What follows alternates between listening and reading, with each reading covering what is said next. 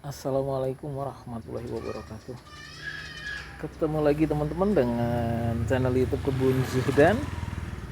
Kali ini kita akan bahas mengenai jambu kristal teman-teman ya. Jadi cara memilih bibit jambu kristal. Di depan saya ini kita pakai pot 40 teman-teman ya, pembibitan cangkok. Dan mulai terlihat calon buahnya ya teman-teman ya, 1, 2, 3, 4, 5. Kemudian calon ada 6 ya, udah mekar. Kemudian calon bunganya cukup banyak, 1, 2, 3, 4, 5, 6, 12. Dan ini adalah buah kedua teman-teman, maksudnya calon buah kedua. Jadi kemarin itu buah pertamanya ada 3. Kemudian kita lihat ukuran batangnya ya seginilah, sejari manis ya. Nah, kemudian tadi saya sampaikan cara memilih bibit jambu kristal ya teman-teman ya. Pertama, sepanjang pengalaman saya udah 5-6 tahun menanam jambu kristal di pot teman-teman ya. Jadi kebanyakan saya di pot karena saya tidak punya lahan ya, karena saya di perumahan. Nah, teman-teman bisa lihat juga kan di ujung-ujungnya itu, jadi memang saya pakai pot semua. Jadi memang paling dominan saya jambu kristal, setelah itu jambu air madu, putsa, dan seterusnya ya. Nah, tapi memang paling banyak jambu kristal. Tapi memang akhir-akhir ini stok yang batang besar memang lagi kosong ya teman-teman ya. Jadi batang-batang sedang kondisi berbunga dan buahnya kecil-kecil. Nah, kemudian tidak seramai dulu ya.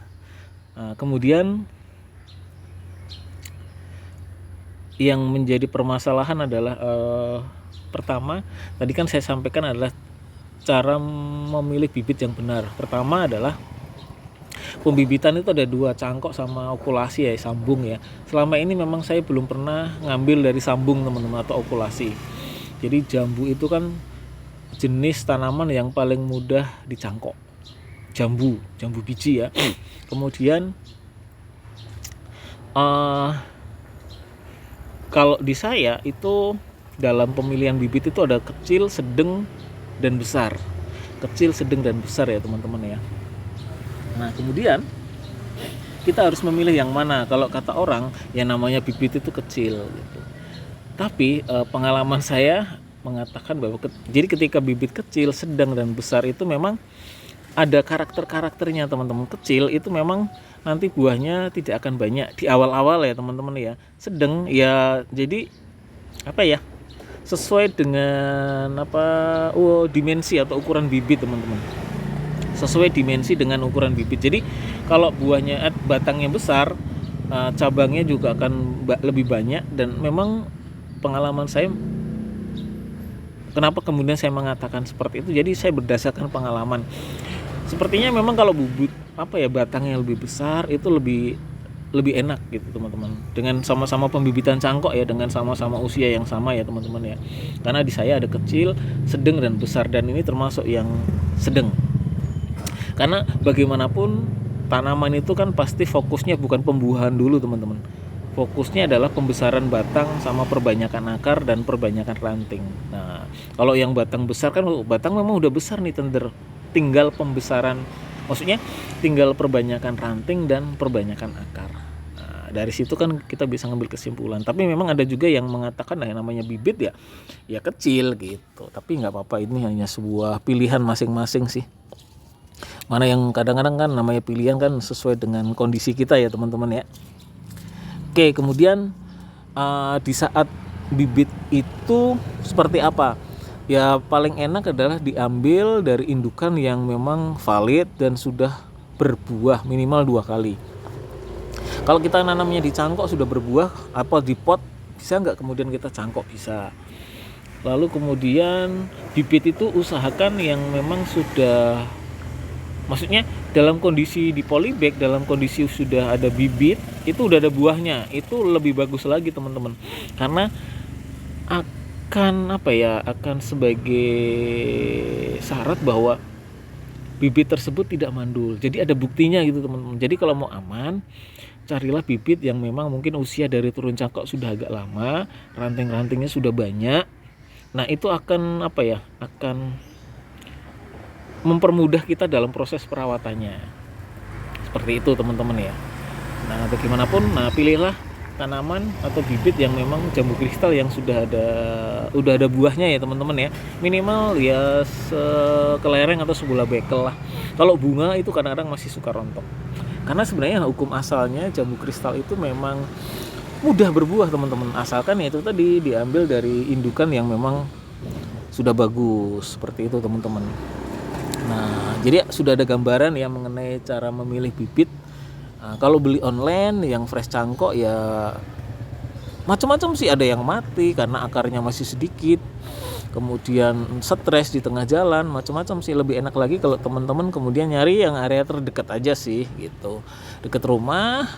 Terus kalau bisa usianya udah lama lah dari turun cangkok. Kalau dari turun cangkok kalau usianya baru beberapa hari atau fresh cangkok gimana, bisa saja, cuma memang ya itu tadi banyak resiko-resiko yang muncul seperti itu ya, cuman pilihannya pasti lebih murah dong ya gitu teman-teman. Nah kalau yang tadi bibit kecil, sedang sama besar itu setahu saya pasti harganya juga beda, apalagi kalau usianya udah lama itu beda lagi teman-teman, seperti itu ya. Oke baik, kemudian apa namanya ya, dalam prosesnya itu tadi kan sudah sampai ke apa namanya, ke pemilihan ya. Jadi kalau bibitnya udah berbuah, itu lebih enak. Kemudian kita mau tanam di mana nih teman-teman? Kalau misalkan teman-teman nggak punya lahan, bisalah seperti saya tanam di pot, bisa kok berbuah gitu. Tapi ya itu tadi sih, kita harus sering sering perhatikan gitu, maksudnya sering disortir ya, mana yang harus kita pertahankan dan memang harus ada yang dibuang. Kalau mau ditanam di tanah, perkembangannya lebih cepat. Karena kan dia bisa nyari nutrisi dari mana saja teman-teman, seperti itu. Untuk mencegah kerontokan ini kan menjadi problem utama ya, karena masih sering banyak ditanyakan, karena di awal-awal itu kan sering berbunga, karena memang itu tadi teman-teman, makanya fokus dulu ke perbanyakan akar dan pembesaran ranting dan batang ya terutama, karena ketika itu belum tercapai, potensi-potensi kerontokan itu pasti akan muncul. Nah, oke. Kemudian faktor media tanam nanti kita bahas di sesi-sesi berikutnya ya. Jadi kita baru fokus ke pemilihan bibit tadi. Mudah-mudahan bisa ditangkap, bisa dimengerti.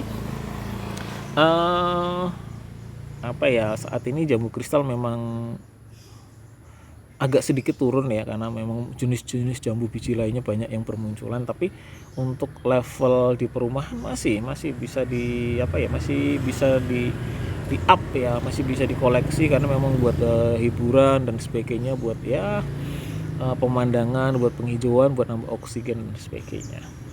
Ada gambaran ya teman-teman ya mengenai cara pemilihan bibit untuk jambu kristal, entah itu mau ditanam di pot maupun di tanah. Kembali ke masing-masing ya pilihan, setidaknya informasi yang saya sampaikan bisa memberikan gambaran ya. Terima kasih, selamat mencoba. Dari kami, salam Tabu Lampot Indonesia, dari kami Kebun Zuhdan yang beralamat di Kampung Rawatuk, Cibening, Kecamatan Setu, Kabupaten Bekasi, di klaster Ganda Arum Residen 2 nomor 1. Terima kasih. Salam Tabu Lampot.